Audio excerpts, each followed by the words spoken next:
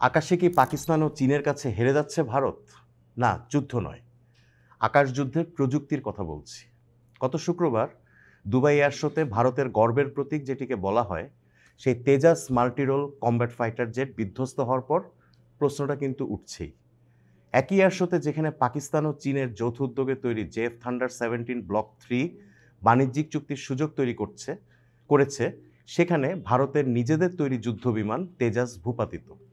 আন্তর্জাতিক পরিমণ্ডলে নিজেদের আকাশ প্রতিরক্ষা সক্ষমতা প্রমাণের মঞ্চে তেজাসের এমন বিপর্যয় ভারতের স্বপ্ন ধুলোয় মিশিয়ে দিয়েছে বলেই মনে করছেন বিশ্লেষকেরা।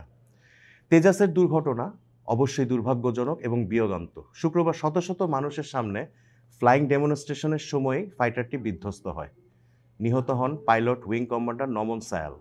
যুদ্ধবিমানের পাইলট হিসেবে নমন সায়ালের যে সুনাম ছিল, তাতে বিয়োগান্ত এই ঘটনায় তার মৃত্যু ভারতীয় বিমান বাহিনীর বড় ক্ষতি।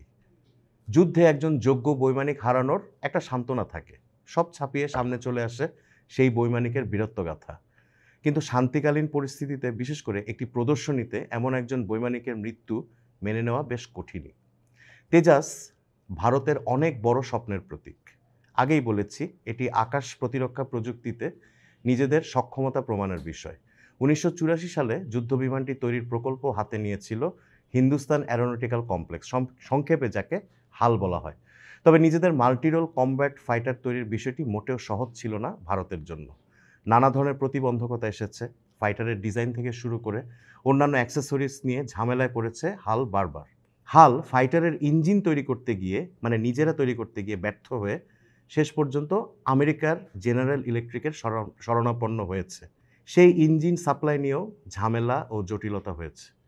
অবশেষে প্রকল্প হাতে নেওয়ার 17 বছর পর 2001 সালে এসে তেজাসের প্রোটোটাইপ আকাশে ওড়াতে সক্ষম হয় হাল। তেজাস তৈরির আরও একটি লক্ষ্য ছিল নিজেদের পুরনো MiG-21 বিমানকে অবসরে পাঠানো। তেজাস তৈরি হতে দেরি হয়, সেই লক্ষ্য সময়মতো পূরণ করা যায়নি। অবশেষে 2016 সালে তেজাসকে অপারেশনাল ক্লিয়ারেন্স দেয় ভারতীয় বিমান বাহিনী। কিন্তু এরপরেও নিজেদের তেজাসের উপর ভরসা করতে পারেনি ভারতীয় বিমান বাহিনী। অপারেশনাল ক্লিয়ারেন্স বা বহরে যুক্ত হওয়ার পরেও ভারতীয় বিমান বাহিনী এই তেজাসকে নিজেদের কোনো অপারেশনাল কাজে ব্যবহার করেনি। 2019 সালে বালাকোট স্ট্রাইক কিংবা গত মে মাসে পাকিস্তানের বিপক্ষে সংঘাতেও তেজাস ব্যবহৃত হয়নি। মজার ব্যাপার হচ্ছে, নিজেদের গর্বের প্রতীককে এবছর 26 জানুয়ারি প্রজাতন্ত্র দিবসের প্যারেডেও ব্যবহার করা হয়নি।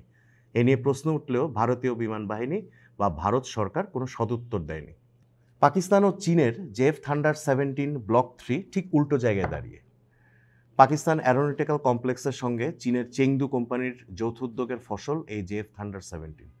80-র দশকের শেষ দিক থেকে এ নিয়ে কাজ শুরু হয়। 2003 সালে এসে এটির প্রোটোটাইপ আকাশে ওড়ানো হয়।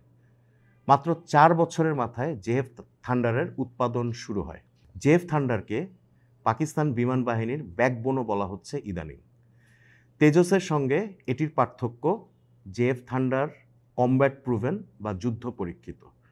ভারতের বিপক্ষেই এটি ব্যবহৃত হয়েছে। বিশেষ করে গত মে মাসে চীনের JC-10Cর সঙ্গে জেএফ থান্ডার ব্যবহৃত হয়েছে।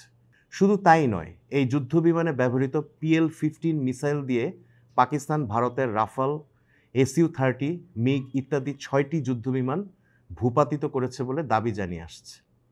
দুবাইয়ের এয়ার শোতে তেজাস বিধ্বস্ত হওয়া এটির রপ্তানি প্রক্রিয়া বা লক্ষ্যে বড় ধাক্কা। শোনা যাচ্ছে বিধ্বস্ত হওয়ার পরপরই নাকি আর্মেনিয়া হালের সঙ্গে বিমান কেনার আলোচনা স্থগিত করেছে। তবে বিধ্বস্ত হওয়ার আগেই মালয়েশিয়ার সঙ্গে হালের তেজাস বিক্রি নিয়ে আলোচনা হলেও তারা শেষ পর্যন্ত আর তেজাস কেনেনি। বিধ্বস্ত হওয়ার পর তেজাসের রপ্তানি ভবিষ্যৎ কী হবে সেটি দেখার বিষয় এখন। অন্যদিকে দুবাইয়ে বাজিমাত করেছে জেএফ থান্ডার ও JC-10C। পাকিস্তান নাকি একটি বন্ধুত্বপূর্ণ দেশের সঙ্গে জেএফ থান্ডার 17 বিক্রির মেমোরেন্ডাম অফ আন্ডারস্ট্যান্ডিং সইও করে ফেলেছে। সেই বন্ধুত্বপূর্ণ দেশটির নাম পাকিস্তান বিশেষ কারণে প্রকাশ করেনি। এর সঙ্গেও জেএফ থান্ডারের ব্যাপারে আগ্রহী বেশ কয়েকটি দেশ। অবস্থা দৃষ্টি মনে হচ্ছে আকাশ প্রতিরক্ষা প্রযুক্তিতে চীন ও পাকিস্তানের কাছে ভারত হেরেই গেছে। দুবাইয়ে তেজাস বিধ্বস্তে উইং কমান্ডার নমন সায়ালের দুর্ভাগ্যজনক ও দুঃখজনক মৃত্যু এই মাল্টিরোল ফাইটার নিয়ে ভারতকে বাস্তবতার মুখোমুখিও দাঁড় করিয়ে দিয়েছে।